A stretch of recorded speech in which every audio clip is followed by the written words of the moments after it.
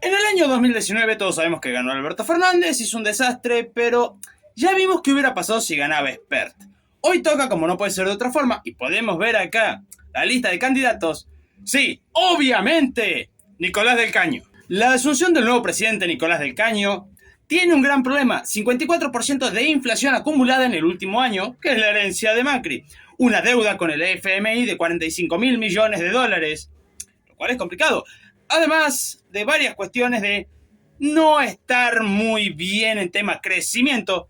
Y se nos viene, como no puede ser de otra forma, la pandemia. Como sigue llegando gente al baile, hola, soy Rodolfo y siempre nos basamos en datos económicos para sacar alguna conclusión. Siempre vamos en política, economía y esas cositas. Así que lo del FMI no fue casualidad porque una de las primeras medidas que quería tomar Nicolás del Caño fue esta ruptura con el Fondo Monetario Internacional.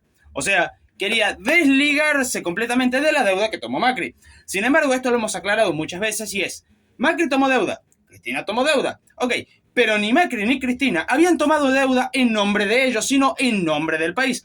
Por tanto, al FMI no le debe Macri, le debe el país. Y por lo tanto, el país tenía que afrontar esto. Y si vamos al contexto en el que Nicolás del Caño rompe relación con el FMI, sí, el riesgo país se va a empezar a ir a las nubes, llegando eventualmente a que nadie financia a la Argentina, dando lugar así a la segunda medida tomada el primer día de la asunción de Nicolás del Caño. Pues como podemos ver, aumento inmediato de salario y jubilación.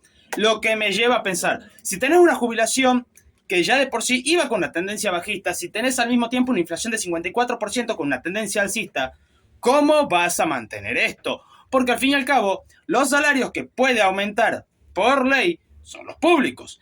Así que sí, incremento del gasto público desde el día 1, consigo llevando un aumento enorme de la emisión monetaria y al mismo tiempo las jubilaciones sería un incremento enorme también del gasto público, lo que nos lleva a ciertos problemas en la balanza fiscal. El que haya visto el video de Miriam Bregman sabrá que yo hablaba de una hiper, pero no tan cerca del inicio de la gestión.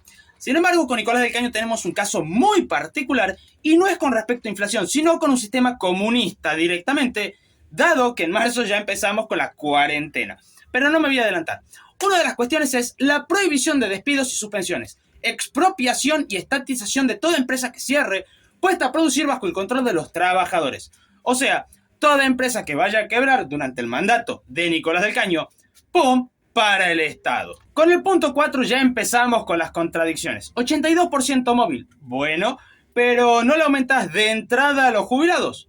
Pero si le aumentás a los jubilados por encima de la canasta básica, significa de que van a cobrar incluso algunos jubilados más que el que esté efectivamente trabajando, porque no podés inferir lo que vaya a ser el privado. Lo que me lleva a... Algunos jubilados van a cobrar más que cuando estaban trabajando. Algunos que están trabajando no van a saber por qué cazzo el jubilado cobra más que él, siendo que él está trabajando. Al mismo tiempo, el tema de cómo financiarlo, porque al haber tan poca gente para poder producir, sí, la emisión monetaria va a ser una moneda corriente, por eso lo remarco.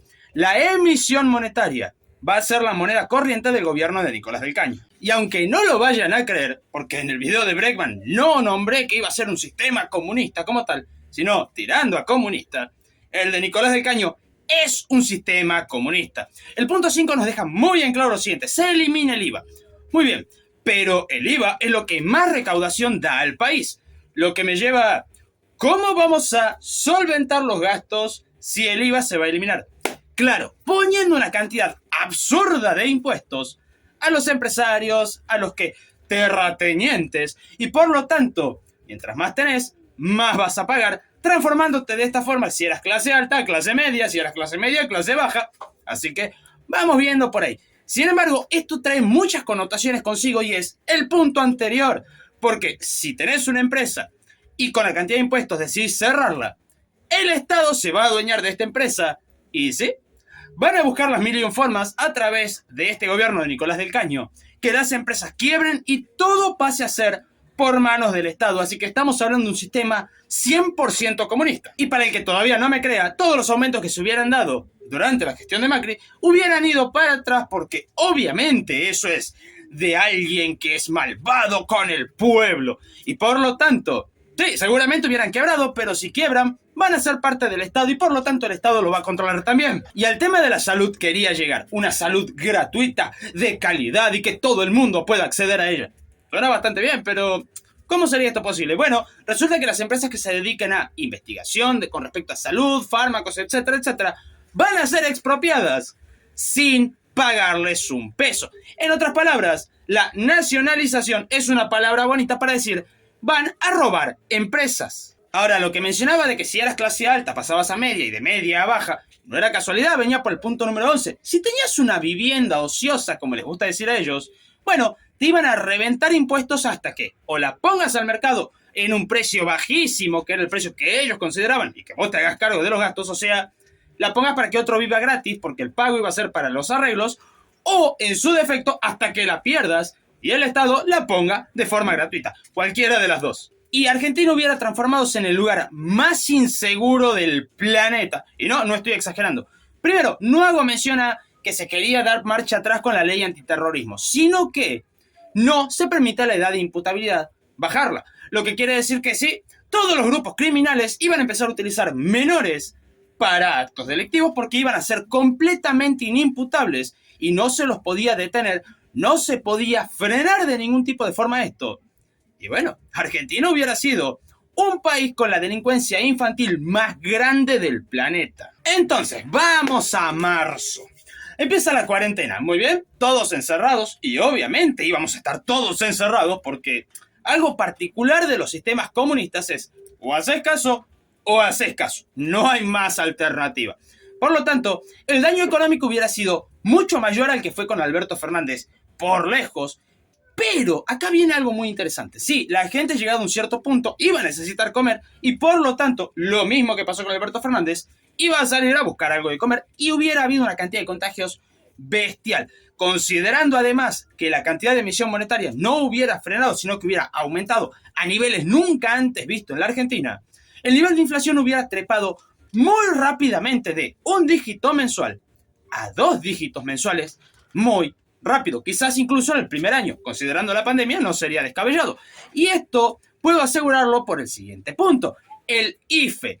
El IFE no hubiera existido como tal, quizás se hubiera llamado de otra forma, se hubiera llamado quizás APFE, aumento permanente del fortalecimiento económico, porque recordemos cuando el IFE estuvo y se estaba para sacar, Nicolás del Caño y Bregman empezaron, no, porque eso tiene que ser permanente y que no sé qué y que no sé cuánto. Entonces, pongamos eso sobre la mesa y sí, hubiera sido permanente. Recordemos que el IFE trajo una emisión desmedida con respecto a emisión monetaria, lo que me lleva a que si encima es permanente, la emisión hubiera sido bestial. Y esto seguramente hubiera estado indexado a la inflación porque era algo que siempre pregona la izquierda, indexado a la inflación.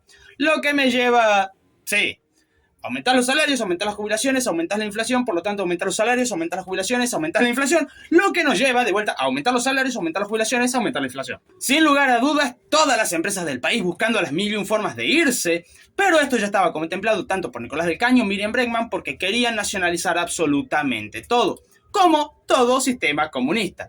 Sin embargo, algo interesante es, la inflación reprimida hubiera sido bestial, porque obviamente con todo controlado y sin permitir aumentos, eso iba a ser una bomba de tiempo. Segundo, el riesgo país y la falta de crédito hacia la Argentina hubiera traído inevitablemente una crisis bestial muy rápidamente. Además, los vencimientos de algunos plazos de deudas anteriores también se iban a acumular, llevando a que la Argentina completamente quede cerrada al mundo, dejando un IPC visible, enorme, exponencial, en el cual quizás sí empezáramos el año con un 1,5, un 2%, porque era lo que había dejado más o menos Macri, pero muy rápidamente trepado a los 2 dígitos y muy rápidamente trepando quizás hasta los 3 dígitos, hablando mensualmente. La moneda no tendría ningún tipo de valor, volveríamos al trueque inevitablemente.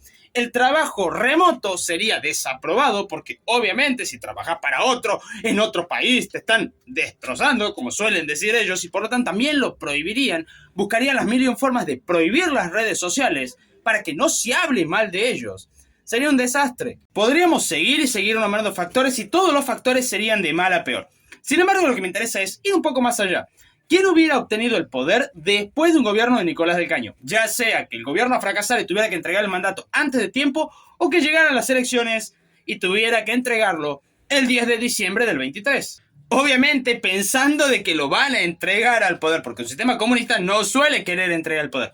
Bueno, para esto nos vamos a basar en la imagen del principio. Podemos ver que Espert, ¿cómo lo consideraba la gente? De derecha, antisistema y neoliberal.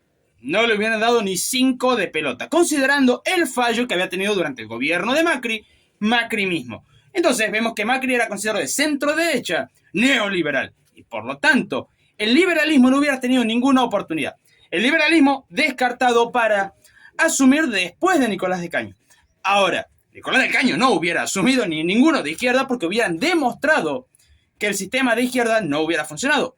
¿Quién nos queda? Sí, el kirchnerismo hubiera asumido un gobierno después de Nicolás del Caño.